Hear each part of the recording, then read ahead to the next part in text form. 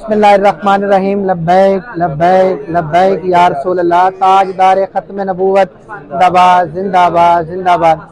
जैसा कि आप सबको मालूम है कि स्वीडन में गुज़िश्ता दिनों में कुरान पाक की बेहुरमती की गई है, जिस सिलसिले में तहरीक लब्बैक पाकिस्तान ने मुल्कगीर एहतजाज का ऐलान किया है।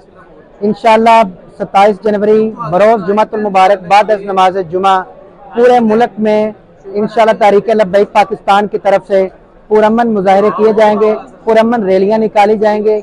इस सिलसिले में इंशाअल्लाह लाहौर में भी एक पुरअमन एहतजाज की कॉल दी गई है, जिसमें इंशाअल्लाह मुकामी क़यादत के साथ साथ आला क़यादत भी इंशाअल्लाह शामिल होगी। तो ये रैली इंशाअल्लाह दाता दरबार रहमतुल्लाह अलैह से शुरू होगी और पंजाब असम्बली पे इख्तिताम पजीर होगी।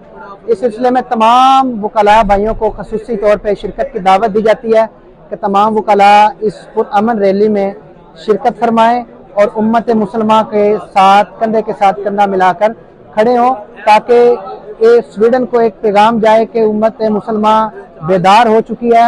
पूरी उम्मत मुसलमान इंशाअल्लाह इस प्लेटफार्म से तहरीक लब्बैक पाकिस्तान के प्लेटफार्म से एक पुरअमन एहतजाज रिकॉर्ड करवाएगी। इस सिलसिले में तहरीक लब्बैक पाकिस्तान लायर्स की जानब से GPO चौक में इंशाअल्लाह 27 जनवरी बरोज़ जुमातुल मुबारक इंशाअल्लाह 2 बजे के बाद जुमे की नमाज अदा करने के बाद तमाम वकला को GPO चौक पहुंचने की हदायत की जाती है।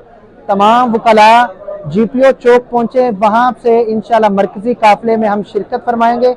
अवाम और अपने कायद के साथ कंधे से कंधा मिलाकर अपना एहतजाज रिकॉर्ड करवाएंगे और स्वीडन हुकूमत को ये बावर करवाना चाहते हैं कि हम ये मामला आलमी सतह पर UNO में भी लेके जाएंगे और हुकूमत से हमारी पुरजोर अपील है कि इस मामले को हुकूमती सतह पे उजागर किया जाए और स्वीडन को एक मौसर जवाब दिया जाए। मैं दोबारा तमाम वकला बरादरी से मुखातिब हूँ कि तमाम वकला 27 जनवरी बरोज़ जुमातुल मुबारक दिन 2 बजे GPO चौक पहुँचे। कुरान मजीद फुरकान हमीद की जो गुस्ताखी हुई है उस सिलसिले में हम अपना एहतजाज रिकॉर्ड करवा सकें। वस्सलाम।